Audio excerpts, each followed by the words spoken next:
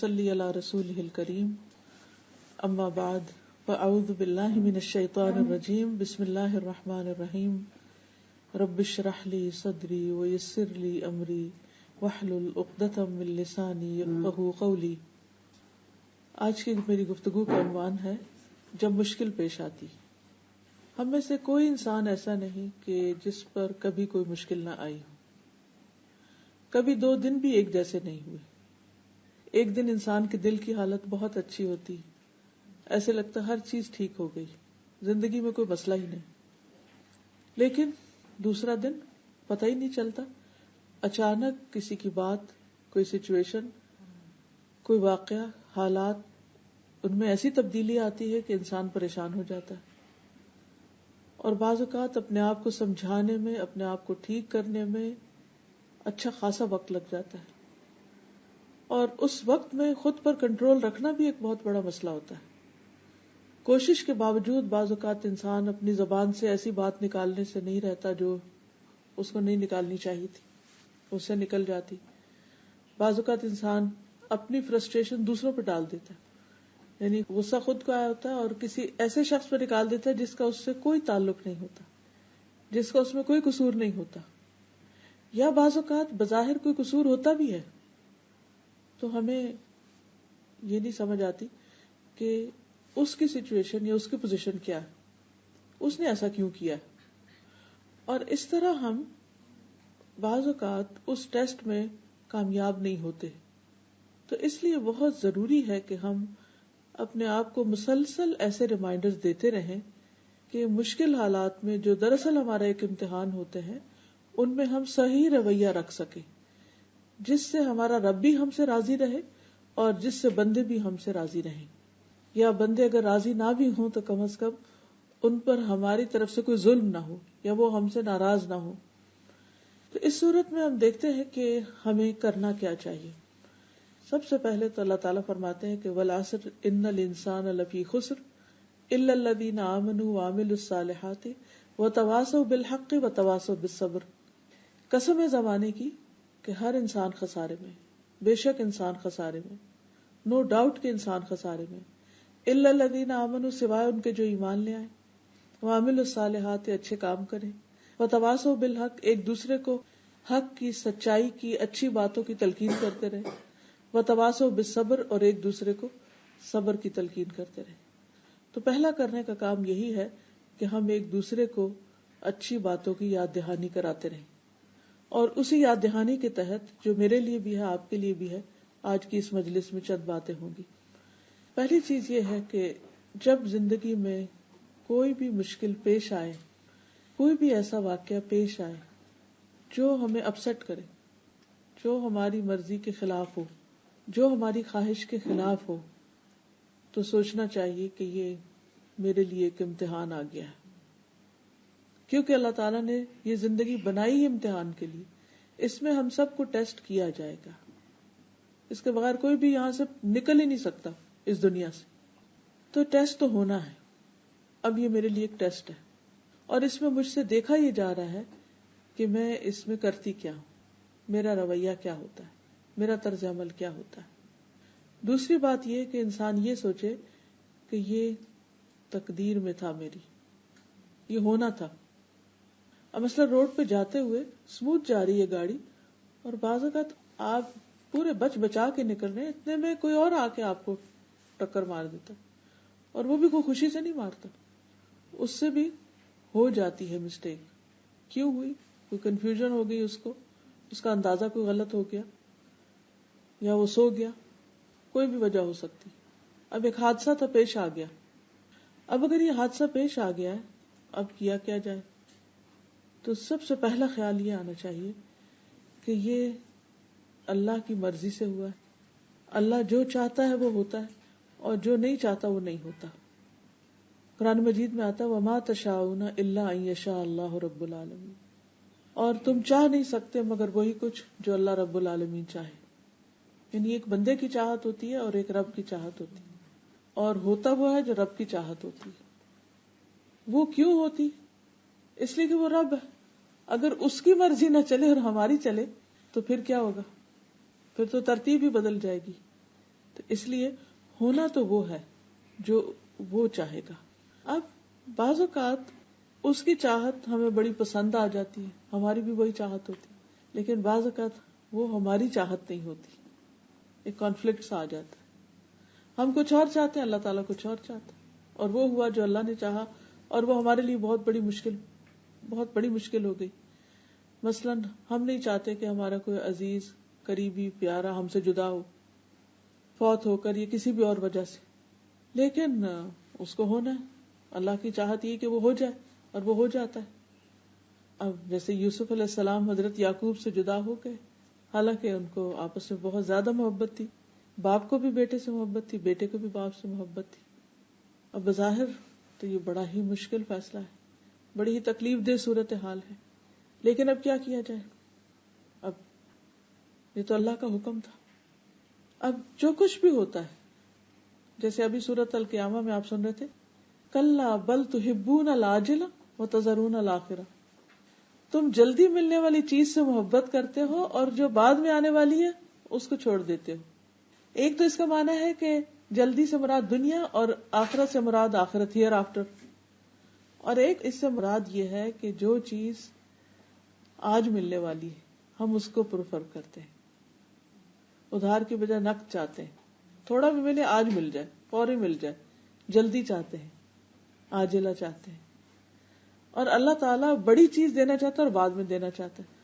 اب سوچئے یوسف علیہ السلام کے کیس میں ہی کہ اگر وہ اپنے والدین کے گھر رہتے اور بھائیوں کی یہ چپکلیں ساری زندگی چلتی رہتی تو وہ محبت کے ایلیمنٹ کو تو تسکین ملتی رہتی کہ باپ بیٹا ایک دوسرے کو دیکھ رہے ہیں، قریب ہیں، تسلی ہے، تسکین ہے، روز کے معاملے ڈسکس ہو رہے ہیں، آج بھائی نے یہ کر دیا، آج اس نے یہ کر دیا، تو وہ ایک دوسرے کی شکایت کر کے سین چلتا رہتا ہے. لیکن اینڈ آف دا ڈے اس سے حاصل کیا ہوا؟ حاصل کیا ہوتا؟ ذرا سوچئے، اگر وہ اسی سچویشن میں رہتے تو کیا حاصل ہوتا؟ کچھ بھی نہیں، وہیں کہ وہیں رہتے. اللہ سبحانہ و تعالیٰ ان کو اس سچویشن سے نکال لے گیا.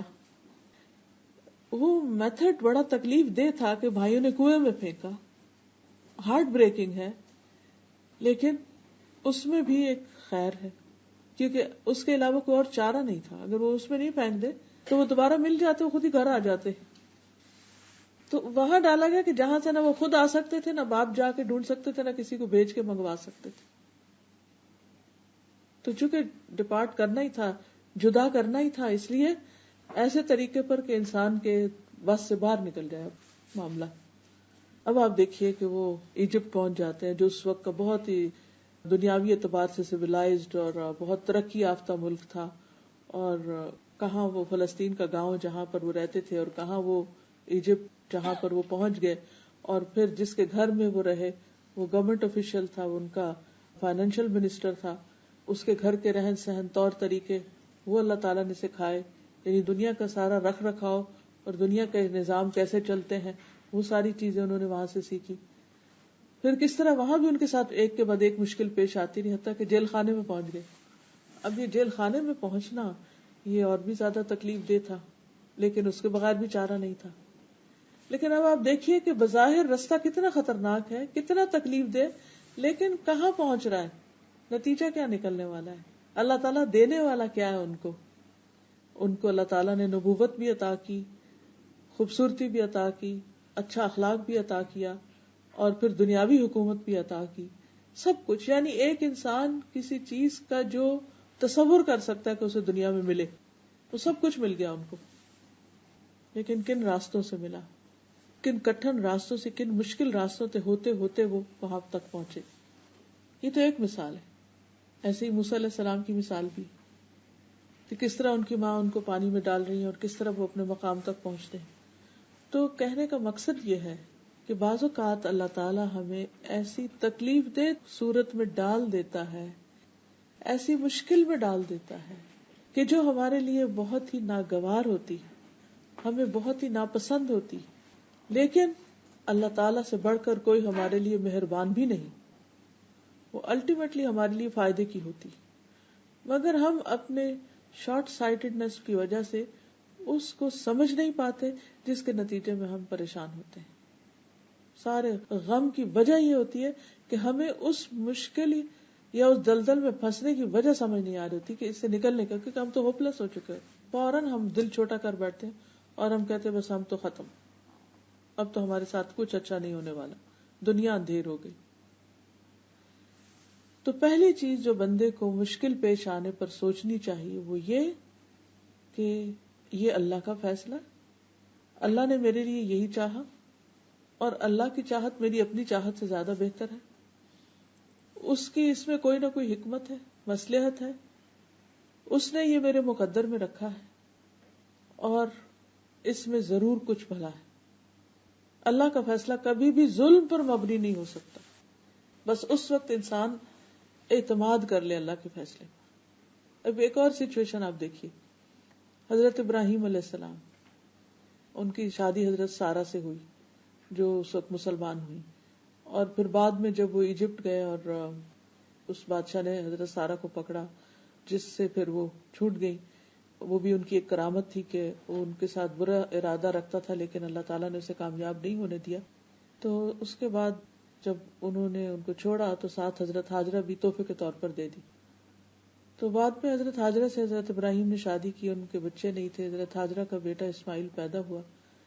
تو جب وہ دودھ پیتا بچہ تھا تو روایات میں اس طرح آتا ہے کہ حضرت سارہ بہت سخت ناراض ہوئی اور وہ کہتی کہ میں ان کو برداشت نہیں کر سکتی، آپ ان کو یہاں سے لے جائیں. اللہ سبحانہ وتعالیٰ کے حکم سے حضرت ابراہیم حضرت ہاجرہ کو لے کر مکہ میں آ گئے اور وہاں پر ان کو لابس آیا جہاں ان کے پاس ایک چھاگل پانی کے سوا کچھ نہیں تھا، اور وہ بھی ایک دن ختم ہو گیا، اور دودھ پیتا بچہ تھا. اور وہ جب چھوڑ کے جا رہے تھے تو انہوں نے پوچھا کہ کیوں چھوڑ کے جا رہے ہیں، یہاں تو کوئی بھی نہیں ہے. کہنے لگے کہ کیا اللہ کے حکم سے؟ کہا اللہ کے حکم سے. اور دوسری طرف حضرت سارہ جو تھی وہ فلسطین میں حضرت ابراہیم کے پاس ہی تھی.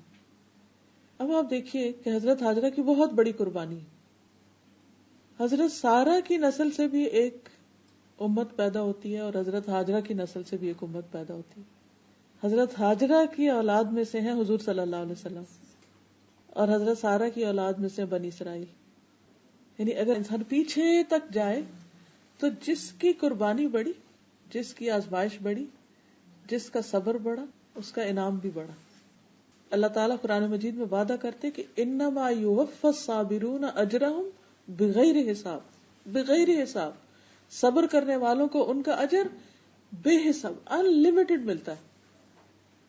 بعض اوقات دو لوگ بہت نیک ہوتے ہیں لیکن انسان ہونے کے ناطے ان کی آپس میں نہیں بنتی، ایک دوسرے کے اوپر کسی نہ کسی طرح غالب آ جاتا ہے، اس کا ہاتھ بھاری ہو جاتا ہے. یہ بھی تو ہو سکتا تھا نا کہ حضرت ابراہیم حضرت سارہ کو چھوڑ کے آ جاتے. لیکن کبھی ایسا بھی ہوتا ہے کہ زندگی میں ہمیں یوں لگ رہا ہوتا ہے کہ جیسے ہمیں پیچھے کر دیا گیا ہو، ہمیں اگنور کر دیا گیا ہے، ہمارا حق مار لیا گیا ہے. کبھی ہمیں ماں باپ سے شکایت ہو سکتی ہے، کبھی بہن بھائیوں سے، کبھی کسی اور انسان سے ہو سکتی ہے. کتنا ہیوملیشن کا محسوس ہوتا ہے انسان کو جب آپ ریجیکٹڈ اور ڈیجیکٹڈ فیل کرتے ہیں اپنے آپ کو. کبھی بچے پرواہ نہیں کرتے. یعنی ہر ایک کے مسائل فرق ہوتے ہیں، مختلف چیزیں سننے میں آتی رہتی ہیں. کوئی بچوں کی طرف سے پریشان ہوتا ہے، کوئی شوہر کی طرف سے ہوتا ہے، کوئی ماں باپ کی طرف سے ہوتا ہے، کسی کو دوست چھوڑ جاتے ہیں. بعض اوقات بہت اچھے تعلقات ہوتے ہیں، بچپن کے فرینڈز ہوتے ہیں، لیکن اچانک کوئی بیچ میں اور شخص پڑتا ہے اور اس کی دوستی زیادہ ہو جاتی ہے اور آپ کو ایک طرف کر دیا جاتا ہے. تو اس وقت بھی آپ بہت ہارٹ بروکن ہوتے ہیں. کبھی کوئی دنیا سے چلا جاتا ہے. یعنی انسانی دلوں کی حالتیں بہت عجیب ہوتی ہیں اور یہ سارے صدمے انسانوں کے ساتھ ہی ہوتے ہیں. تو ایسی صورت میں جب بھی انسان یہ سمجھے کہ اس کا حق مارا گیا ہے یا اسے اگنور کر دیا گیا ہے یا اس کے ساتھ اچھا نہیں ہوا تو اسے بھی اپنے حق میں اچھا ہی سمجھے، کیونکہ اللہ سبحانہ وتعالیٰ کسی پر ذرے برابر بھی ظلم نہیں کرتا، ذرے کے برابر بھی ظلم نہیں کرتا.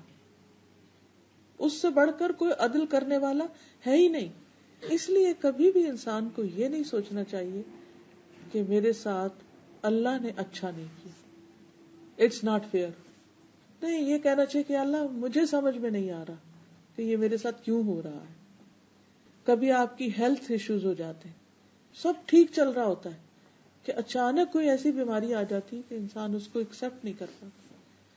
تو یہ جو پریشانیوں کی یا تکلیف دہ چیزوں کی یا ناپسندیدہ چیزوں کی ایکسپٹنس ہوتی ہے، یہ بہت مشکل کام ہوتا ہے، لیکن اس وقت انسان کو سوچنا یہ چاہیے کہ اللہ نے میرے مقدر میں یہ لکھا تھا اور میرے ساتھ یہ ہونا تھا اور وہ ہو گیا. قرآن مجید میں آتا ہے قُلْ لَن يُصِيبَنَا إِلَّا مَا كَتَبَ اللَّهُ لَنَا هُوَ مَوْلَانَا. کہہ دیجئے اگر کوئی مصیبت آئے گی تو وہی آئے گی جو اللہ نے مقدر میں لکھی ہے. وہ ہمارا مولا ہے، وہ ہمیں تنہا نہیں چھوڑے گا. ایک اور جگہ پر آتا ہے مَا أَصَابَ مِن مُّصِيبَةٍ مَا أَصَابَ مِن مُّصِيبَةٍ إِلَّا بِإِذْنِ اللَّهِ. کوئی مصیبت نہیں آتی مگر اللہ کے اذن سے آتی. وَمَن يُؤْمِن بِاللَّهِ يَهْدِ قَلْبَهُ. اور جو اللہ پر ایمان رکھتا ہے، اعتماد کرتا ہے، ٹرسٹ کرتا ہے، بھروسہ کرتا ہے، اللہ اس کے دل کو ہدایت بخش دیتا ہے، اس کا دل اچھا کر دیتا ہے. ایک دفعہ وہ طوفان آتا ہے، گھٹن کا دور آتا ہے، پریشانی ہوتی ہے، لیکن پھر ٹھیک ہو جاتا ہے. اور اللہ ہر چیز کو جاننے والا ہے، ہر چیز کا علم ہے اس کے پاس. عبداللہ کہتے ہیں اس آیت کی تفسیر میں کہ یہ وہ شخص ہے کہ اگر اس پر کوئی مصیبت آ پڑے تو وہ اس پر بھی راضی رہتا ہے اور سمجھتا ہے کہ اللہ ہی کی طرف سے میرے رب نے بھیجی، تو اس کا ایکسپٹنس لیول زیادہ ہوتا ہے. اب آپ دیکھیے کہ جب آپ کا کسی پر ٹرسٹ ہوتا ہے تو وہ اگر آپ کے ساتھ کوئی ڈانٹ ڈپٹ بھی کر دے یا کوئی آپ کے ساتھ سختی کی بات بھی کر لے تو آپ مائنڈ نہیں کرتے. کیوں؟ کیونکہ آپ اس کے لیے اچھا گمان رکھتے ہیں. آپ سوچتے ہیں کہ یہ دل کا بہت اچھا ہے، یہ ویسے ہی اس کی عادت ہے، ایسے کر دیتا ہے، تو آپ اس کو معاف کر دیتے ہیں، آپ اس سے درگزر کر جاتے ہیں. لیکن جس پر آپ کا اعتماد نہیں ہوتا اور جس پر آپ ٹرسٹ نہیں کرتے یا جس سے آپ کو اندیشہ ہوتا ہے کہ یہ ظلم کرے گا، تو اس کی اچھی بات بھی آپ کو دھوکا لگتی. تب یہ ڈپینڈ یہ کرتا ہے کہ ہمارا اللہ سبحانہ وتعالیٰ سے تعلق کیسا ہے، کہ اس پر ایمان ہے، اعتماد ہے کہ وہ ہر حال میں ہمارے ساتھ اچھا کرے گا اور ہمارے لیے اسی میں بہتری ہے. اور واقعی مشکلات میں بھی جیسے اللہ تعالیٰ فرماتے ان مع العسر یسرا، تنگی کے ساتھ آسانی بھی ہوتی ہے. ان مشکلات کے اندر کوئی نہ کوئی خیر بھی ہوتی ہے. بعض اوقات وہ خیر دنیا میں نظر آ جاتی ہے اور بعض اوقات وہ آخرت میں نظر آتی ہے، لیکن آتی ضرور ہے. اور پھر یہ بھی یاد رکھنا چاہیے ہمیں کہ تقدیر پر ایمان لانا بھی ضروری ہے، کیونکہ تقدیر پر ایمان لائے بغیر ایمان مکمل نہیں ہوتا. رسول اللہ صلی اللہ علیہ وسلم نے فرمایا کوئی بندہ اس وقت تک مومن نہیں ہو سکتا جب تک اچھی اور بری تقدیر پر ایمان نہ لائے، یہاں تک کہ وہ جان لے کہ جو چیز اسے ملنے والی تھی وہ اس سے چوک نہیں سکتی تھی، اور جو چیز اس سے چوک گئی وہ کسی صورت اسے مل نہیں سکتی تھی. مثلاً انسان کو دنیا میں کسی فائدے کی، کسی ایسی چیز کی توقع ہوتی ہے کہ وہ اسے حاصل ہوگی، لیکن فار سم ریزن وہ اس کو نہیں ملتی. کہیں رشتہ ڈالا ہوتا ہے، انسان کو پورا یقین ہوتا ہے کہ یہ ہو جائے گا، اور آخری مرحلے پر بات ختم ہو جاتی ہے، تو اس وقت انسان کا ظاہر دل ٹوٹتا ہے، اس کو تکلیف ہوتی ہے، اس کی توقعات ختم ہوتی ہیں، تو اٹس ویری پینفل. ایک شخص ڈگری کرنے والا تھا، سب کچھ ہو گیا، آخری پیپر نہیں دے سکا، پیپر سب کچھ ہو گیا، وائوا نہیں دے سکا، صرف اس ایک اتنے سے 1% چیز کی وجہ سے اس کا کیریئر مارا گیا. میں جانتی ہوں ایک ڈاکٹر کو کہ جنہوں نے سب کچھ کر لیا، صرف ایک سرجری کا کوئی پیپر تھا آخری، اس میں تھوڑا سا حصہ نہیں کر سکے 1-2 اٹمپٹس کے باوجود بھی، اور بالآخر انہیں کوئی اور بزنس کرنا پڑا، لیکن وہ بزنس کہیں زیادہ بہتر تھا ان کے حق میں. شاید وہ سیکھ لیتے، پاس ہو جاتے، کسی کی جان لینے کا ذریعہ بن جاتے، کوئی آخرت خراب ہو جاتی. اللہ ہی بہتر جانتا ہے کہ ان کے اندر کیا کمی تھی کہ جس کی وجہ سے اتنے سالوں کی محنت ان کی بالکل ہی ختم ہو کے رہ گئی. تو کئی دفعہ ایسے بھی ہوتا ہے کہ انسان نے خواب کوئی اور دیکھے ہوتے ہیں لیکن وہ سارے بکھر جاتے ہیں، کچھ سے کچھ ہو جاتا ہے، حالات کچھ اور طرف لے جاتے ہیں انسان کو. تو ایسی صورت میں بھی انسان کو یہی سوچنا چاہیے کہ یہ میرے حصے میں نہیں تھی چیز، یہ میرے مقدر میں نہیں تھی، اور اس پر ایمان رکھنا ایمان کا حصہ ہے. کیونکہ یہاں تک کہا گیا کہ یہاں تک کہ وہ جان لے، یعنی تقدیر پر ایمان کا مطلب کیا ہے کہ انسان جان لے کہ جو چیز اسے ملنے والی تھی وہ اس سے چوک نہیں سکتی تھی، اور جو اس سے نہیں ملی وہ اس کو ملنے والی تھی نہیں. تو تکلیف آتا ہے جو ہی انسان یہ سوچتا ہے نا کہ یہ مجھے نہیں ملنے والی تھی، یہ میری تھی نہیں، تو بس دل کو ٹھنڈک پڑنے لگتی کہ جو چیز میری تھی نہیں تو بس میں اللہ کی رضا پہ راضی، اللہ کے فیصلے پر راضی. ایک اور حدیث میں آتا ہے کہ رسول اللہ صلی اللہ علیہ وسلم نے فرمایا کوئی بندہ اس وقت تک مومن نہیں ہو سکتا جب تک 4 چیزوں پر ایمان نہ لے آئے. اس بات کی گواہی دے کہ اللہ کے سوا کوئی عبادت کے لائق نہیں، اور بے شک میں اللہ کا رسول ہوں اور اس نے مجھے حق کے ساتھ بھیجا ہے. موت پر ایمان لائے، موت کے بعد دوبارہ زندہ ہونے پر، اور تقدیر پر ایمان لائے. یعنی یہ ساری چیزیں ایمان کا حصہ ہیں. اگر ان میں سے کسی ایک چیز پر بھی ایمان نہیں تو اس کا ایمان ناقص ہے، اور اگر ایمان ناقص ہے تو اعمال بھی ناقص ہو جاتے ہیں، اعمال کا بھی فائدہ نہیں ہوتا، ساری ایفرٹس بیکار ہو جاتی ہیں، کیونکہ ایمان ہر چیز سے پہلے. پھر اسی طرح ایک اور روایت میں بھی آتا ہے کہ کوئی شخص اس وقت تک مومن نہیں ہو سکتا جب تک وہ اچھی بری تقدیر پر ایمان نہ لائے. تو ایسے وقت میں انسان کو پھر کیا کرنا چاہیے؟ قدر اللہ، اللہ کی قدر، اللہ کا فیصلہ، وما شاء فعل، اور جو اس نے چاہا کیا، یہ اللہ کا فیصلہ تھا. کوئی فوت ہو جائے تو انسان کیا کہے؟ اللہ کا فیصلہ تھا. کوئی چیز نہیں ملی، اللہ کا فیصلہ. کچھ جل گیا، کچھ ٹوٹ گیا، کچھ کھو گیا، اللہ کا فیصلہ تھا. اور جب انسان یہ سوچ لیتا کہ یہ اللہ کا فیصلہ تھا تو اس کے دل کو ٹھنڈک پڑ جاتی ہے.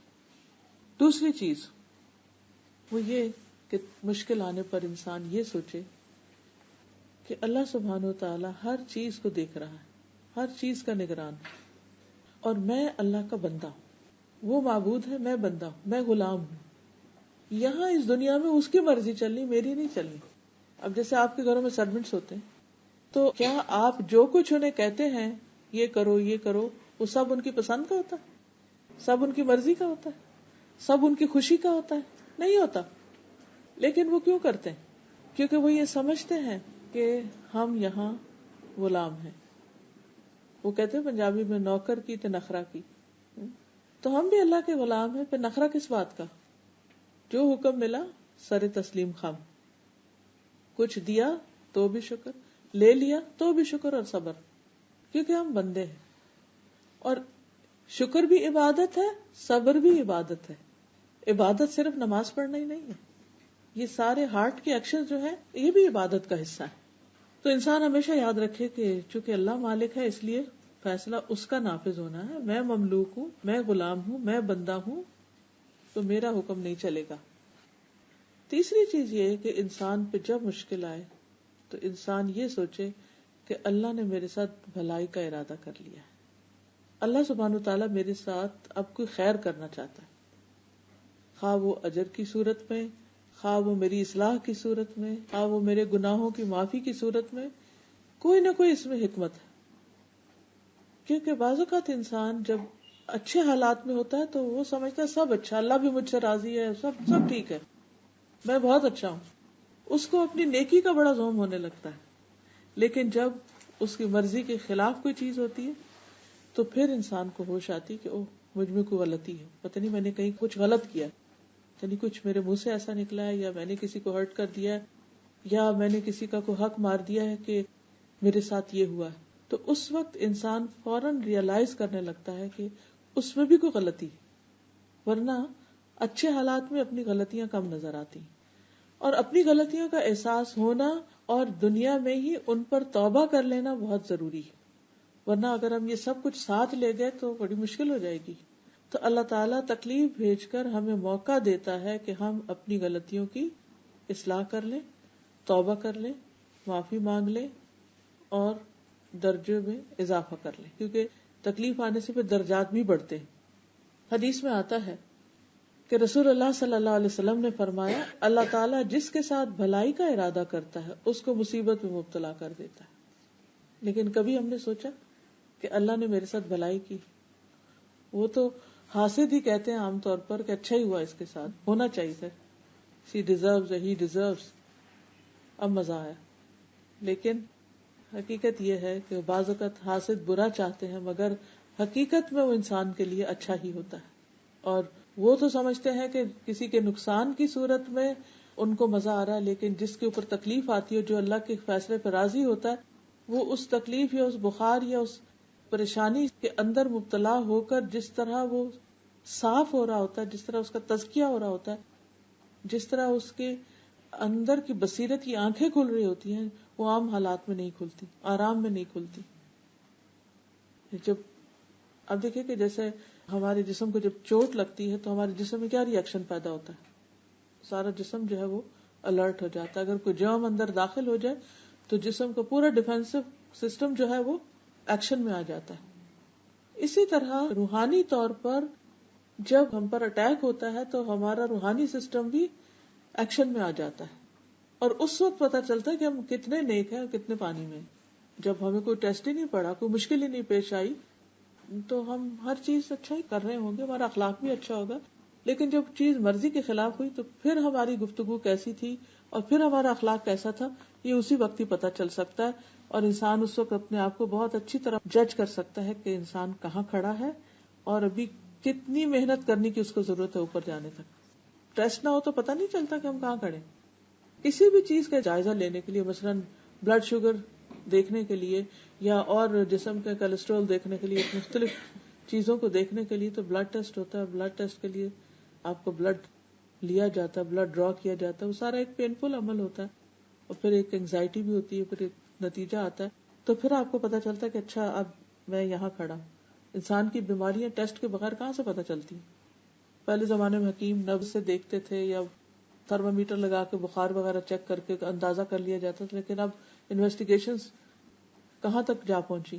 تو اسی طرح جب روحانی تکلیفیں آتی ہیں, جذباتی صدمے آتے ہیں, تو وہ بھی ہمارے ٹیسٹ ہوتے ہیں, اور اس میں بھی دیکھا جاتا ہے کہ ہمارے ایمان کا لیول کیا ہے, ہمارے اخلاق کا کیا ہے, ہماری نیکی اور تقوی کا کیا ہے. اس کے بغیر نہیں پتہ چلتا. اور جو اس ٹیسٹ کو ایکسپٹ کر لیتا اور وہ اس سے گزر جاتا ہے, تو پھر وہ اگر اپنا لیول بڑھانا چاہتا ہے تو پھر اس حصے میں ورک آؤٹ کرنا شروع کر دیتا ہے, محنت کرتا ہے, اور پھر اس سے آگے بڑھتا ہے. رسول اللہ صلی اللہ علیہ وسلم نے یہ بھی فرمایا کہ مومن کا معاملہ بہت عجیب ہے, اس کے لیے ہر بات میں بھلائی ہے, اور یہ مومن کے سوا اور کسی کے لیے نہیں. اگر اس پر خوشحالی آتی ہے تو شکر کرتا ہے اور وہ اس کے لیے بہتر ہے, اور مشکل آتی ہے تو صبر کرتا ہے اور وہ اس کے لیے بہتر ہے. پھر یہ بھی یاد رکھنا چاہیے کہ جتنی بڑی آزمائش ہوتی ہے اتنا بڑا انعام, اتنا بڑا اجر ہے. نبی صلی اللہ علیہ وسلم نے فرمایا زیادہ ثواب بڑی آزمائش کے ساتھ. مانگنی نہیں چاہیے, لیکن اگر لمبی ہو جائے آزمائش یا تکلیف تو سمجھے کہ ثواب کمانے کا موقع آ گیا. بعض اوقات اللہ تعالیٰ نے ایک انسان کے لیے ایک بڑا مقام اور درجہ لکھ رکھا ہوتا ہے, وہ اللہ کی نگاہ میں بڑا ہوتا ہے, لیکن بندہ اتنی عبادت نہیں کر رہا ہوتا, اتنے اچھے کام نہیں کر رہا ہوتا کہ وہ اس درجے تک پہنچے جو اس کے لیے مقرر ہے. تو اللہ تعالیٰ اس کو کسی ٹیسٹ میں ڈال دیتا ہے. اب اس ٹیسٹ میں جب وہ صبر کرتا ہے, وہ اللہ کو پکارتا ہے, وہ دعائیں کرتا ہے, پھر ہم ایکسٹرا نفل پڑھنا شروع کر دیتے ہیں, ایکسٹرا صدقہ کرنے لگتے ہیں, روزے رکھنے لگتے ہیں, حج عمرے کرنے لگتے ہیں. تو اب کیا ہوا, جو عام حالات میں کبھی نہیں کرنے والے تھے. اگر کوئی برا خواب نہ ہے تو کون صدقہ کرے گا؟ ویسے اٹھ کے تھوڑی کریں گے. جب کوئی چیز پریشان کرنے لگتی ہے تو انسان فوراً سوچتا نہیں, صدقہ بلاؤں کو ٹالتا ہے تو کچھ نہ کچھ کر لو. اب اس سچویشن میں اللہ نے ڈالا, وہ خواب میں دکھایا یا عام حالات میں دکھا دیا یا کہیں بھی کچھ ہو گیا, تو اس کے بعد جو نیکیوں کی چین چلتی ہے وہ اس کے بغیر نہیں چلتی. تو پھر وہ انسان دوڑ لگانے لگتا ہے, پھر اس درجے تک پہنچ جاتا ہے. اچھا پھر چین نہیں, پھر وہاں پہنچ گئے نا, اللہ تعالیٰ پھر اس سے اوپر لے جانا چاہتا, پھر ایک اور ٹیسٹ آ جاتا ہے, پھر اور. تو اسی لیے جو اللہ کے جتنے مقرب بندے ہوتے ہیں ان کے ٹیسٹ اتنے ہی زیادہ بھی ہوتے ہیں اور اتنے ہی مشکل بھی ہوتے ہیں. جو جتنے ہائی لیول پہ جانا چاہتا ہے اتنے زیادہ سخت امتحان پاس کرتا ہے. جس کو ایک عام چھوٹی موٹی نوکری چاہیے, سیکیورٹی گارڈ بننا ہے یا کوئی اور چھوٹا, تو اس کو چھوٹی موٹی ڈگری کافی ہے. لیکن اگر اس کو کسی اعلیٰ مقام پہ پہنچنا ہے تو اس کے لیے آپ دیکھیں کہ پھر کسی بھی بڑی جگہ پر پہنچنے کے لیے کیسے کیسے امتحانوں سے لوگ گزرتے ہیں, اور اس کے بغیر وہ پہنچ ہی نہیں سکتے. کوئی اور طریقہ ہے ہی نہیں, کوئی شارٹ کٹ نہیں ہے. تو اس لیے حدیث میں آتا ہے کہ زیادہ ثواب بڑی آزمائش کے ساتھ ہے, زیادہ ثواب بڑی آزمائش کے ساتھ ہے. اور جب اللہ کسی قوم سے محبت کرتا ہے تو انہیں آزمائش میں مبتلا کر دیتا ہے. بس جو راضی ہو جائے اس کے لیے رضا, اور جو ناراض ہو اس کے لیے ناراضگی مقدر ہو جاتی ہے.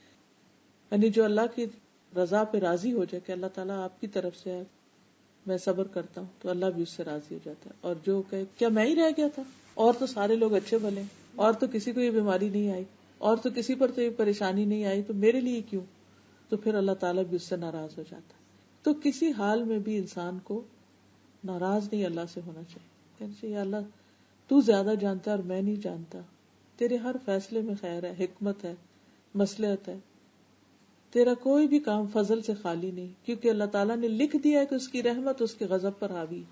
تو جب اس کی رحمت زیادہ ہے تو اس میں بھی کوئی رحمت کا پہلو ہے جو مجھے سمجھ میں نہیں آ رہا. کبھی زندگی میں لیٹر آن سمجھ آ بھی جاتا ہے. پھر اسی طرح نیک لوگوں کی آزمائش زیادہ ہوتی ہے. ہم سمجھتے ہیں برے لوگوں کی آزمائش نہیں، جب کسی پہ کوئی تکلیف آتی ہے تو ہم سوچتے ہیں اچھا اس نے کچھ خرابی کی ہوگی نا تو اب پکڑ ہو گئی اس کی، جبکہ امتحان نیک لوگوں پر زیادہ آتے ہیں. ابو سعید خدری کہتے ہیں، انہوں نے کہا اللہ کے رسول صلی اللہ علیہ وسلم لوگوں میں آزمائش کے لحاظ سے سخت کون ہوتا ہے؟ فرمایا انبیاء. جیسے نبی صلی اللہ علیہ وسلم پر سب سے زیادہ تکلیفیں آئیں. پھر انہوں نے کہا پھر کون؟ فرمایا علماء. عرض کیا پھر کون؟ آپ نے فرمایا نیک لوگ. ان میں سے کسی کو چیچڑوں اور جوؤں سے آزمایا جاتا ہے، یعنی بعض اوقات جسمانی بیماریاں لگ جاتی ہیں. جیسے حضرت ایوب علیہ السلام جو تھے ان کے جسم میں کہتے ہیں کہ زخموں کی وجہ سے کیڑے بھی پڑ گئے تھے اور وہ گرتے تھے باقاعدہ. سب ان کو چھوڑ گئے تھے، کوئی بھی گھر میں نہیں تھے سوائے ان کی بیوی کے جو ان کے لیے کھانا پکا لاتی تھی، ان کے لیے کچھ لے آتی تھی، کھانا پکا دیتی. لیکن اللہ کے اس بندے کے منہ سے 18 سال تک کوئی بھی شکوے کی بات نہیں نکلی. کہا اللہ میں راضی ہوں تجھ سے. اور پھر اللہ تعالیٰ نے پوری تکلیف ختم کر دی، اہل و عیال بھی دیے اور پہلے سے دگنا مال دیا. یہاں تک آتا ہے کہ وہ نہا رہے تھے تو ان پر سونے کے پتنگوں کی بارش ہونے لگ گئی. اتنا اللہ نے نوازا، کیونکہ پہلے ان کے پاس ہر طرح کا مال و دولت تھا اور نبوت بھی تھی، دنیا کی ہر چیز تھی ان کے پاس.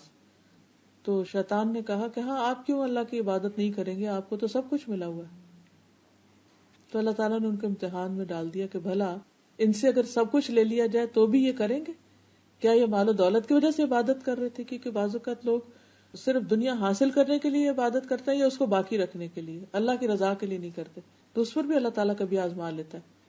تو ان کی عبادت پہلے سے بھی زیادہ ہوگی کہ اللہ پہلے تو میں دنیا کے کاموں میں مصروف ہوتا تھا، تو اب میرے پاس کچھ نہیں رہا، تو صرف میں اور تو ہے، بیچ میں کوئی بھی نہیں، نہ بچے ہیں نہ مال و دولت ہے.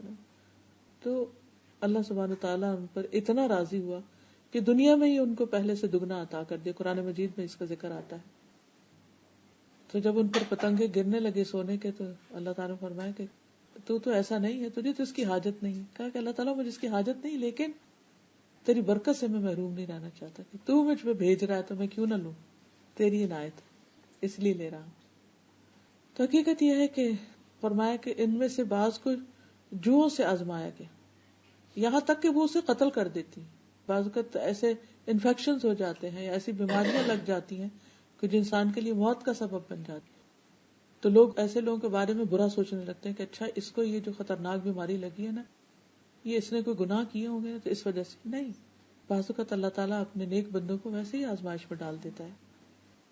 کسی کو فقر سے آزمایا جاتا ہے کہ اس کا رزق نہیں کھلتا، یہاں تک کہ وہ چھوٹی سی قمیص کے سوا کچھ نہیں پاتا.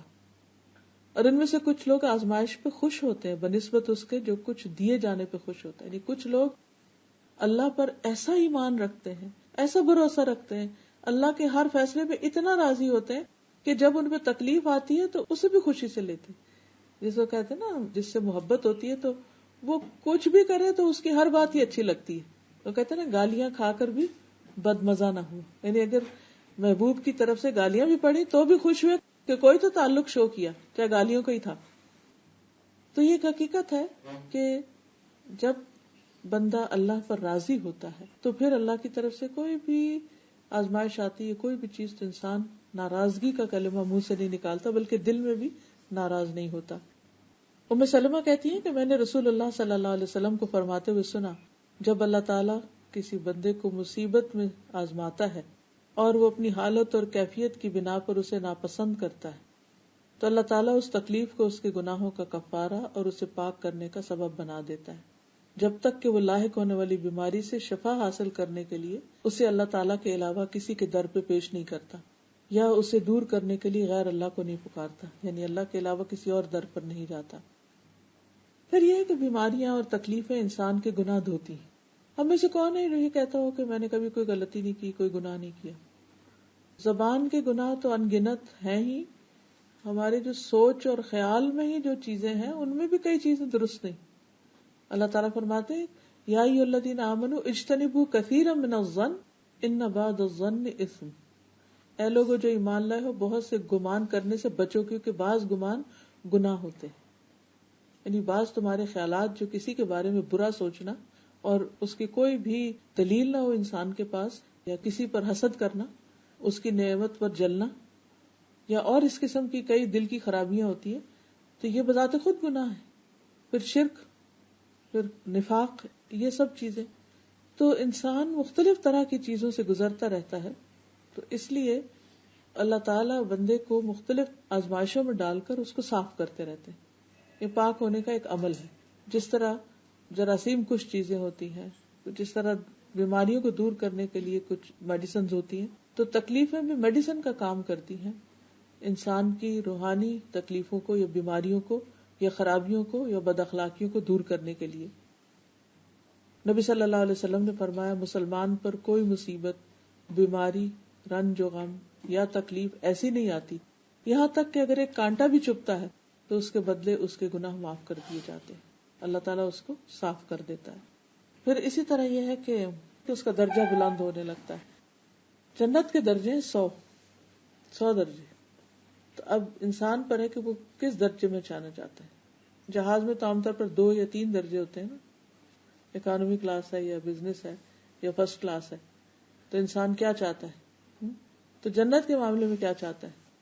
کہیں بھی جگہ مل جائے، اکانومی میں سب سے پیچھے سیٹ مل جہاز میں نہیں.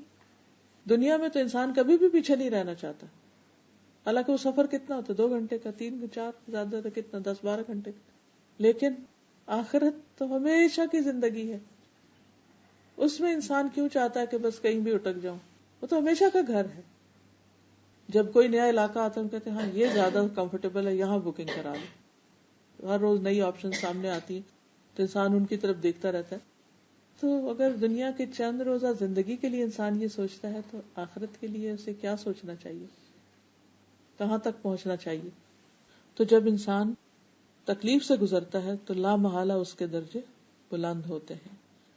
اللہ تعالیٰ ایک آدمی کے لیے بلند مرتبہ کا فیصلہ کرتا ہے لیکن وہ اپنے اعمال کی وجہ سے نہیں پہنچ رہا ہوتا، تو اللہ تعالیٰ مسلسل ایسی آزمائشوں سے آزماتا ہے جنہیں وہ ناپسند کرتا ہے، یہاں تک کہ وہ اپنے اس مرتبے تک پہنچ جاتا ہے، وہ اسے وہاں تک پہنچا دیتی. پھر اسی طرح یہ کہ جب تکلیف آئے یا مشکل پیش آئے تو انسان کو اللہ تعالیٰ کی حکمت کا سوچنا چاہیے کہ اللہ تعالیٰ کا کوئی بھی فیصلہ نہ ظلم پر مبنی ہے اور نہ ناسمجھی پر. ہر چیز کے اندر بہت بڑی وزڈم ہے، ہمیں نظر نہیں آ رہی تو بعض اوقات بعد میں سمجھ آ بھی جاتی ہے کہ اچھا اللہ تعالیٰ نے اس وجہ سے ہمیں اس چیز سے روک دیا. آپ کوئی بزنس کرنا چاہ رہے ہوتے ہیں، کہیں اور رہنا چاہ رہے ہوتے ہیں یا کچھ، لیکن یعنی ہر معاملے میں چاہے وہ پسند کا نہ ہو اس کے خیر کے پہلو، یعنی پازیٹیو تھنکنگ ہونی چاہیے انسان کی. نبی صلی اللہ علیہ وسلم نے فرمایا ابن آدم 2 چیزوں کو ناپسند کرتا ہے، موت کو، حالانکہ مومن کے لیے وہ فتنوں سے بہتر ہے. یعنی بعض اوقات کو جوانی میں چلا جاتا ہے تو اللہ تعالیٰ کو پتا ہے کہ اس کو اتنی جلدی کیوں بلا لیا، جبکہ اسی کے بہن بھائی عرصہ جیتے رہتے. اور میرے ہسبینڈ کی ایک بہن 2 چھوٹے چھوٹے بچے چھوڑ کر بہت پہلے فوت ہو گئے، 25-30 سال پہلے، اور ماشاءاللہ باقی سب بہن بھائی جی رہے ہیں، صحت مند ہیں، ٹھیک ٹھاک ہیں. تو میں اگلے دن بھی غور کر رہی تھی کہ وہ اپنی 20s میں چلی گئی اور باقی سب ماشاءاللہ اپنی زندگی انجوائے کر رہے ہیں. کیا حکمت ہوگی، کیا حکمت ہوگی. اللہ نے ان کو تھوڑی زندگی دی، باقی انہی کے بہن بھائیوں کی اتنی زندگی دی، تو اس میں کیا حکمت ہے. تو یہ اصل بات تو اللہ ہی جانتا ہے، لیکن بعض اوقات اللہ تعالیٰ زیادہ جانتا ہے کہ یہ بندہ اگر جیا تو اس کا ایمان خطرے میں ہو جائے گا یا کسی فتنے میں پڑ جائے گا یا اس پہ کوئی ایسی مصیبت آ جائے گی جو اس کے لیے ناقابل برداشت ہوگی، تو موت اس کو سمیٹ لیتی ہے اور ہم سمجھتے ہیں اس پر زیادتی ہو گئی، اس کو جینے کا موقع نہیں ملا.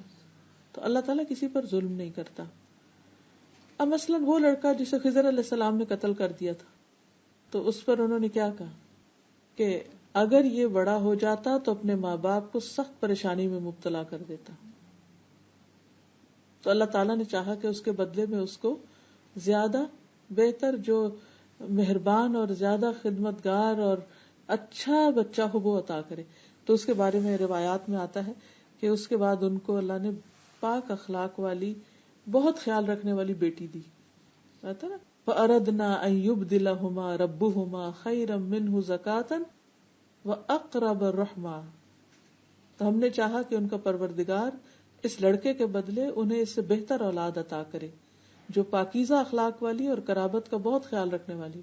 اور یہ ایک حقیقت ہے کہ ہم چاہتے ہیں بیٹے، لیکن عموماً بیٹیاں ماں باپ کی زیادہ کیئر کرنے والی یا محبت کرنے والی ہوتی ہے، لونگ ہوتی ہیں، دعائیں بھی زیادہ کرتی ہیں، فکر بھی زیادہ کرتی ہیں. لیکن اللہ نے ہمارے دلوں میں ایک کشش بیٹوں کی رکھ دی ہے.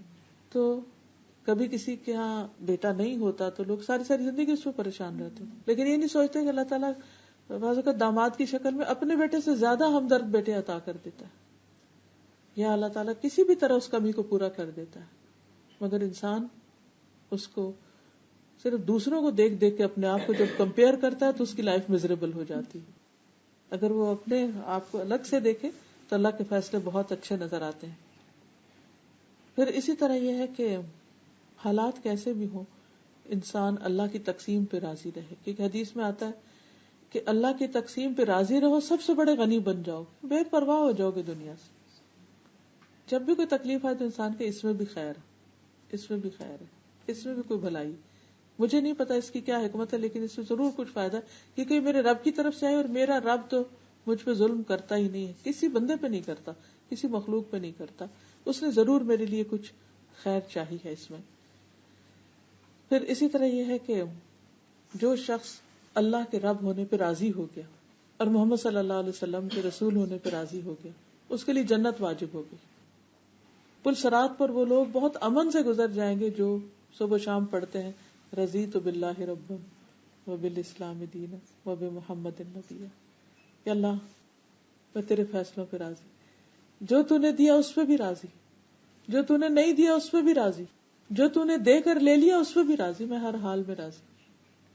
تو جو اللہ سے راضی ہو گیا اللہ اس سے راضی ہو جائے گا، اور جس سے اللہ راضی ہو گیا اس کو آگ سے بچا لے گا اور اس کو جنت الفردوس میں داخل کر دے گا، اور دنیا میں بھی برکت اور وسعت عطا کرتا ہے. مسند احمد کی روایت ہے، نبی صلی اللہ علیہ وسلم نے فرمایا اللہ تبارک و تعالیٰ نے اپنے بندے کو جو کچھ دے رکھا ہوتا ہے اس میں وہ اس کا امتحان لیتا ہے. سو جو شخص اللہ عز و جل کی تقسیم پر راضی ہو جائے اللہ اسے برکت اور وسعت دے دیتا ہے، اور جو راضی نہ ہو اس کو برکت نہیں ملتی. یعنی اگر تھوڑا ملا انسان کو تو انسان کڑتا رہے کہ تھوڑا کیوں تو اس کا دل گھٹن کا شکار رہے گا. لیکن اگر راضی ہو جائے تو وہ تھوڑا بھی بہت لگنے لگے گا، اس میں بھی وہ خوش رہے گا. پھر اسی طرح ایک درجہ اور بھی ہے اس سے آگے کا، صرف راضی نہیں رہنا بلکہ اللہ کی تعریف کر. کچھ اللہ کے مقرب بندے ایسے ہوتے ہیں کہ جب ان کو تکلیف پہنچتی ہے تو اس پر بھی وہ اللہ کا شکر کرتے ہیں. کیوں؟ وہ کہتے ہیں شکر اس سے بڑی تکلیف نہیں آئی، کیونکہ ہر تکلیف سے بڑی تکلیف بھی آ سکتی تھی. کچھ ٹوٹ گیا، کوئی ایکسیڈنٹ ہو گیا، کچھ ہو گیا، تو وہ اس کو دیکھتے ہیں کہ اس سے زیادہ کیا تکلیف تھی، وہ چھوٹی کو دیکھ کے اللہ کی رضا سے راضی ہو جاتے. پھر اسی طرح الحمدللہ کہہ کے صبر کرتے ہیں. پھر پتہ کہ اللہ تعالیٰ جب مومن بندے کی جان لے رہا ہوتا ہے تو وہ اس حال میں بھی اللہ سے راضی ہوتا ہے کہ اللہ تیرا فیصلہ اس وقت میرے حق میں دنیا سے جانے کا ہی بہتر. بعض بیماریوں میں انسان کو پتہ چل جاتا ہے کہ اب دن تھوڑے رہ گئے، ویسے تو کسی کو بھی نہیں پتا، لیکن کچھ بیماریاں تو پھر لے جا ہی موت کی طرف رہی ہوتی، کلرز ہوتی. اس صورت میں انسان جب اللہ کے فیصلوں پر راضی ہوتا ہے تو نبی صلی اللہ علیہ وسلم نے فرمایا کہ مومن کی روح جب اس کے دونوں پہلوؤں سے نکلتی ہے تو اللہ کی تعریف کر رہا ہوتا ہے، اللہ کو یاد کر رہا ہوتا ہے، اللہ کا ذکر کر رہا ہوتا ہے، اور اس حال میں وہ امن میں سکون میں چلا جاتا ہے. نبی صلی اللہ علیہ وسلم کو جب کوئی نعمت ملتی تو کہتے الحمدللہ الذی بنعمتہ تتم الصالحات، اللہ کا شکر جس کی نعمت یا فضل کی وجہ سے اچھے کام سر انجام پاتے.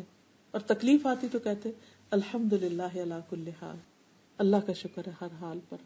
پھر اسی طرح انسان اللہ تعالیٰ سے دعائیں بھی کرتا رہے کہ اللہم انی اسألک الرضا بعد القضاء، اللہ تقدیر کے آنے کے بعد تجھ سے رضا مانگتا ہوں کہ اللہ مجھے راضی ہونے کی توفیق دے. کچھ چیزوں کو تو ایکسپٹنس آسان ہوتی ہے، لیکن کچھ چیزوں پر ایکسپٹنس آسان نہیں ہوتی، انسان ایکسپٹ نہیں کر پاتا ان کو، تو اس سے دعا کرنی چاہیے کہ اللہ تو مجھے ایکسپٹنس دے دے.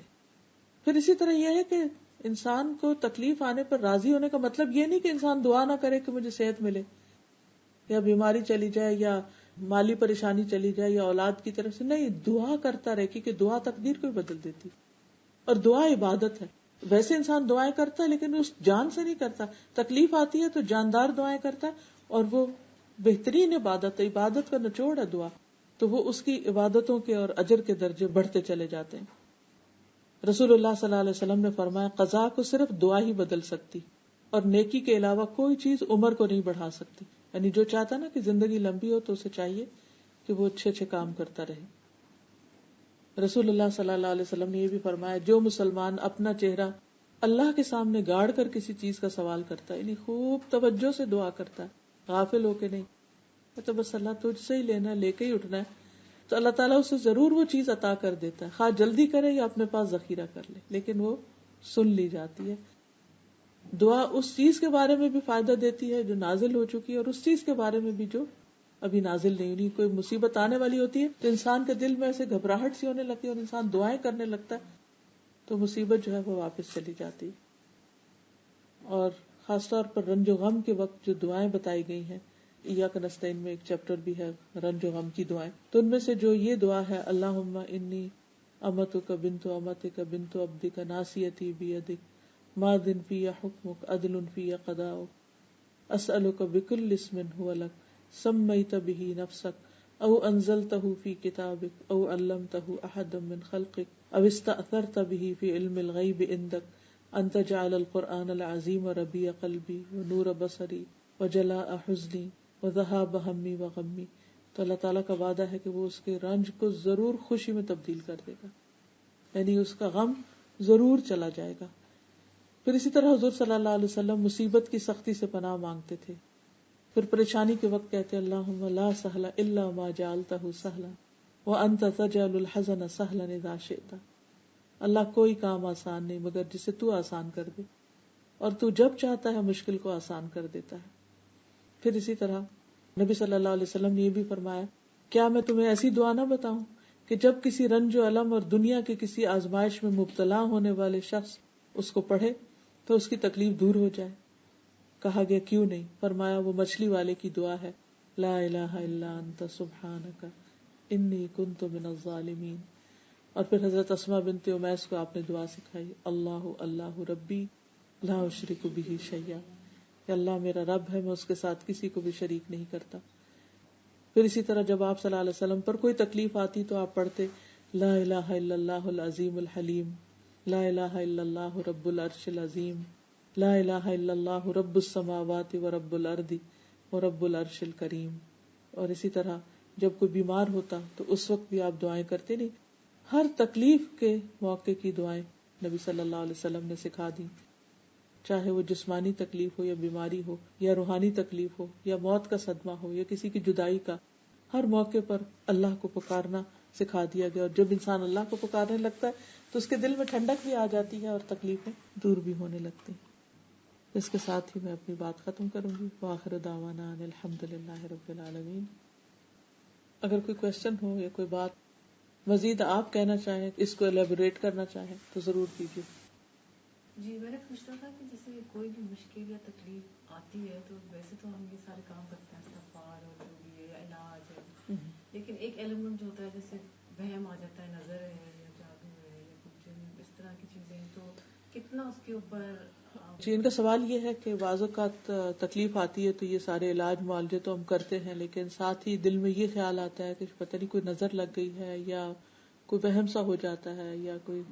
دیکھیے کہ جیسے مادی اسباب ہوتے ہیں نا, ایسے روحانی اسباب بھی تکلیف کے ہوتے ہیں, لیکن آپ اس کو یوں سمجھیے کہ جیسے آپ جا رہے تھے کہ آپ پھسل گئے اور آپ گر گئے اور آپ کو چوٹ لگ گئی, تو اب اس میں وہم نہیں ہوتا کیونکہ سب کچھ نظر آ رہا ہوتا ہے کہ ہاں بھی پتہ نہیں چلا گرے یا کسی چیز سے ٹکرائے, ایکسیڈنٹ ہوا, چوٹ لگی اور بیمار ہو گئے. تو اسی طرح یہ بھی ہے کہ بعض اوقات بظاہر کوئی چیز راستے میں نہیں پڑی ہوتی اور اس کے باوجود بھی انسان گر جاتا ہے, تو جب ریزن سمجھ نہیں آتی تو انسان سوچتا ہے کہ پتہ نہیں کیا وجہ ہے, کوئی نظر لگی ہے کچھ. تو نظر بھی برحق ہوتی ہے. نبی صلی اللہ علیہ وسلم فرمایا کہ نظر انسان کو قبر میں اتار دیتی ہے اور اونٹ کو ہنڈیا میں اتار دیتی ہے, یعنی کہ وہ جانور بازو کا تڑپنے لگتا ہے. لیکن یہ سوچنا کہ اس کی لگی یا اس کی لگی, یا وہ پھر انسان غائب کی دنیا میں ایک تیر تکے چلانے لگے, تو اس سے پرہیز کرنا چاہیے. یعنی اس چیز کا خیال آنے میں کوئی ممانعت نہیں کہ شاید نظر لگ گئی، لگ بھی سکتی. جیسے وہ باغ والے کا قصہ سورۃ کہف میں آتا ہے نا کہ لولا اذ دخلت جنتک قلت ما شاء اللہ، جب تم اپنے باغ میں داخل ہوئے تو ماشاء اللہ کیوں نہیں کہا؟ تو کیونکہ ماشاء اللہ کہنے سے وہ نظر کا ایلیمنٹ ختم ہو جاتا ہے، اللہ تعالیٰ اس چیز کی حفاظت کرتا ہے. تو خیال آنے میں تو کوئی نہیں، لیکن اس خیال کو یقین بنا کے کسی پر الزام لگانا یا پھر اس وہم کا شکار رہنا وہ درست نہیں. کیونکہ نظر بھی لگی تو اس کی دعا پڑھ لینی چاہیے تو اس کا اثر ختم ہو جائے گا انشاءاللہ. بس وہ کافی ایک دفعہ پڑھ لیا ہے، روز پڑھ لے، جب تک تکلیف ہے تو روز پڑھ لے. اور وہ بھی تقدیر کا حصہ ہے، یعنی اگر نظر بھی کسی چیز کو لگی ہے تو تقدیر کا حصہ ہے. وہ بھی اللہ کے اذن کے بغیر نظر بھی کچھ نہیں کرتی. یعنی نظر میں خود کچھ طاقت نہیں ہے. جب تک اسی انسان کی نظر 10 کو نہیں لگی، آپ پر ہی کیوں لگ گئی؟ تو آپ کے لیے اللہ کا اذن ہو گیا. اور کوئی چیز کبھی کبھی ہماری بھی خود ہی لگ جاتی ہے اپنی چیز، اپنے آپ کو خود بھی آپ کو، بچوں کو، اپنی کسی چیز کو اتنی پسند کی اور اتنا یہ دوپٹہ، یہ جوڑا، کوئی بھی چیز، اور کچھ نہ کچھ اس کو، مگر یہ کہ صدقہ اور یہ ساری چیزیں آئی تھنک بہت زیادہ پروٹیکشن اگر آپ ہر صبح میں اگر اپنا ارادہ کر لیں تو بہت. بس انسان کو یہ یاد رکھنا چاہیے کہ دنیا میں چونکہ اللہ نے ہمیں امتحان کے لیے بھیجا، اس لیے کچھ نہ کچھ آزمائشیں ہر ایک پر آتی. وَلَنَبْلُوَنَّكُمْ بِشَيْءٍ مِّنَ الْخَوْفِ وَالْجُوعِ، ہم ضرور آزمائیں گے تم کو خوف سے، بھوک سے، جان مال کی کمی، اولاد کے نقصان سے. تو یہ تو ہوگا ہی. دعا تو کر سکتے ہیں کہ اللہ ہمیں مشکل آزمائش میں نہ، کسی کو بھی نہ ڈالنا. جی بالکل. یہ جو صبح شام نبی صلی اللہ علیہ وسلم کبھی یہ دعا پڑھنا نہیں چھوڑتے تھے، اللہم انی اسألک العافیۃ، اللہ میں تجھ سے عافیت کا سوال کرتا ہوں. کبھی بھی تکلیف مانگنی نہیں چاہیے، لیکن یہ کہ انسان ہمیشہ پروٹیکشن مانگے اللہ سے، مگر پھر بھی اگر کچھ ہو جائے تو اللہ کے اذن سے.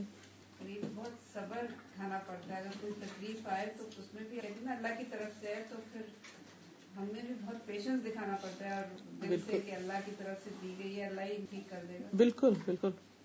اور آپ نے جو یہ بات بتائی حضرت یوسف علیہ السلام کی، یہ اتنی بڑی اور اتنی اہم ہے ہم سب کے لیے کہ مطلب ہم اپنے لیے اس کو سوچ کے رکھیں کہ اللہ تعالیٰ کسی کو چوز کرتے ہیں تو اس کو کتنی چیزوں سے گزارتے ہیں، پھر وہ بندہ پورا کمپلیٹ ہوتا ہے، پھر وہ میچور ہوتا ہے، انکمپلیٹ رہتا ہے، بیکاز اس کی وہ ذہن وہاں تک جاتی ہی نہیں ہے، بس اس سے نیگیٹو سے گزرتا نہیں ہے وہ. مگر نیگیٹو پھر آپ کو اتنا پازیٹو، اس میں بھی آپ کو اپنے اوپر ورک کرنا ہوتا ہے. اگر آپ نے اپنے آپ کے ہاتھ پیر ڈھیلے چھوڑ دیے اور آپ نے کہا نہیں یہ ایسی ہے تو آپ ادھر ہی آپ کا اسٹیج رک جاتا ہے، بالکل آپ گرو نہیں کرتے پھر. اوکے. سبحانک اللہم و بحمدک، اشہد ان لا الہ الا انت، استغفرک و اتوب الیک. السلام علیکم و رحمۃ اللہ وبرکاتہ.